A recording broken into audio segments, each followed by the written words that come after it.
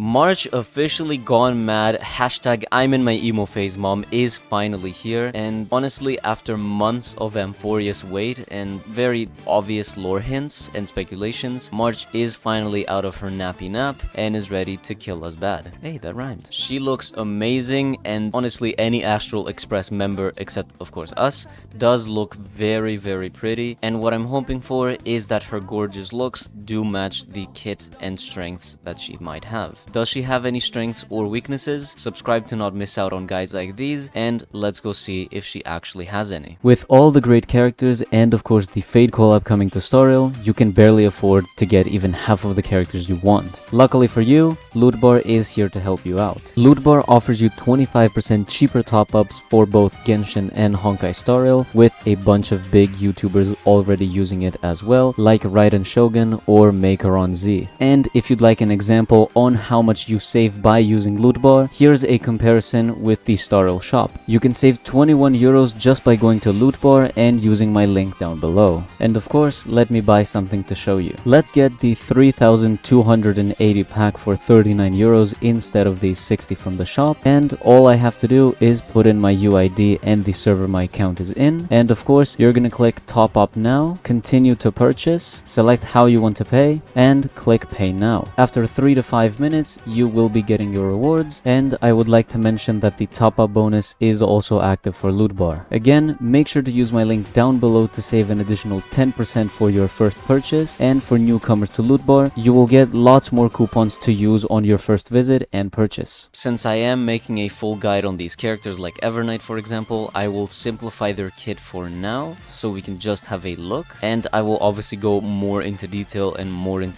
on everything for Evernight, not just her kit, but I will be saving that for the full guide. Anyways, we have a lot to talk about. This is a remembrance unit. For the skill, she consumes some of her max HP and she summons AV E, while also increasing all other memosprites crit damage for 2 turns. This has a run May or like Tribi old duration. Every turn she takes, it will tick down by 1, and if E is already on the field, it will restore 50% of its max HP. Also, once you use the skill, 2 Memoria stacks will be obtained, and if she is in the Darkest Riddle state, which is the ultimate state, she will gain an additional 12. So 14 for her enhanced state and 2 for the base state. Evernight's ultimate does a bunch of things, but here's 3 of the big ones.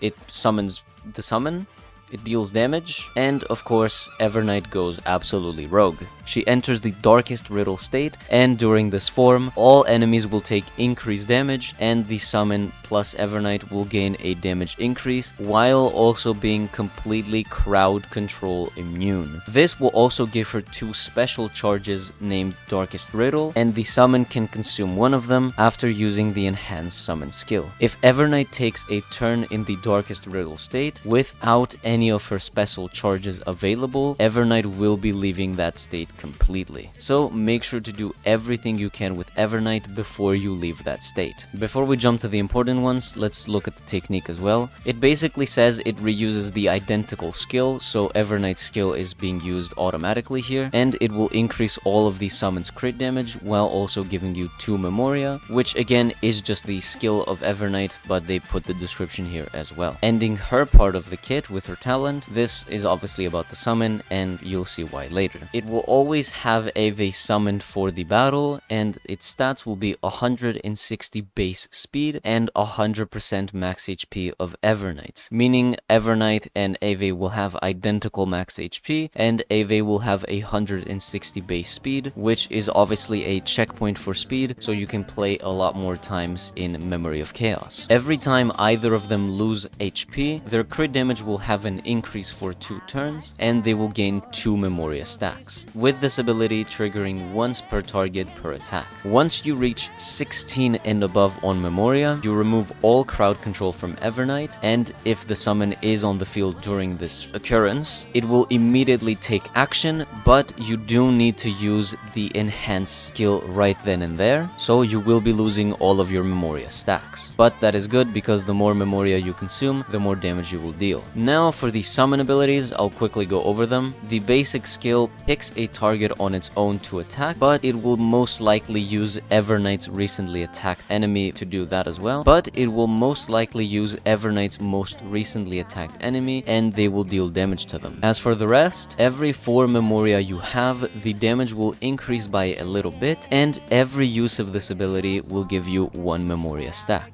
For the talent, it makes the summon immune to crowd control, but it will have more chances to be attacked, so you gotta be very careful. If they are on the field, the damage dealt by Evernight will increase, and after using any ability, 1% of this unit's max HP will be consumed. Talent number 2 restores 20% of the max HP, and instantly takes action if Eevee is summoned. I'm guessing this goes like both ways, not just the first time it is summoned. I'm gonna take a guess and say this is for every time and every time after that as well. Finally, for talent number 3, it gives you 30 energy to Evernight and an action forward once Eevee disappears, so you can have a little bit of a kind of thing to stand on if your summon ever goes away, and the action forward is to give Evernight a chance to get Eevee to appear again as fast as possible. Finally, for the enhanced Memosprite skill, if the Memoria you have currently is above or at 16 and Evernight isn't crowd controlled, it will consume all of the HP of the summon and Memoria, dealing a massive attack. Now, every point of Memoria this consumes, it will deal a percent of Eevee's max HP and a little less damage to the targets adjacent to the primary one. This looks familiar to Castorus's dragon ability, but I think it's close enough to be a little different. And again, this enhanced skill will trigger every time you go 16 and above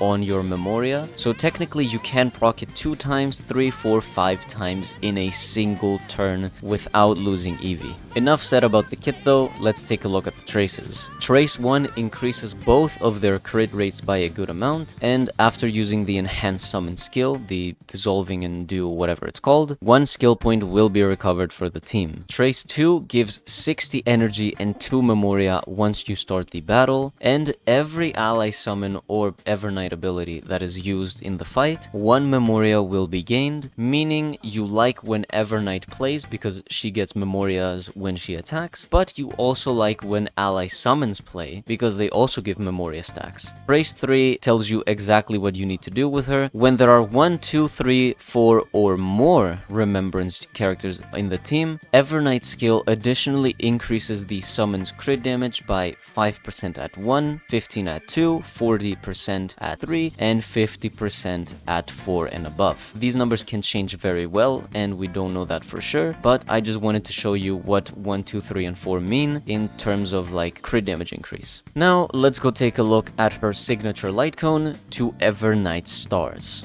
Since Evernight does need a bunch of HP and she scales mostly off of max HP, it also increases your max HP by 30%. When the summon of the person using this light cone uses an ability, this unit will gain 1 stack of Noctis. While Noctis is present, all ally summons will ignore defense, and all ally summons will be ignoring defense of the enemies when dealing damage, and of course, since this is pretty broken, similar effects cannot be stacked. For each stack of Noctis, the damage dealt by the light cone user and their summon is increased by 12%, and this 12% can stack up to 4 times, meaning you can have up to a 48% damage increase. Obviously, this will change later on in the dev builds, but as for version 1 of Evernight, this will be a 48% at max, and 12% at 1. What I'm trying to say is, don't get too excited just yet. Instead of getting you excited, let's get the people that spend money on Eidolons excited, because we're about to look at those. E1 increases the original damage dealt by Evernight based on the enemy count present, meaning for every enemy missing, she will do more damage, with the maximum of 150% increase on a single enemy. Original damage means if she did 100 damage before to one enemy, she will now do 150. E2 will grant you an extra Memoria every time Evernight gains a Memoria, a lot of Memoria is being said, with the amount being an additional 2 points. Also, while you use the ultimate, 2 additional Darkest Riddle charges will be obtained, meaning you now will have 4 ultimate charges instead of the base 2 in her old form.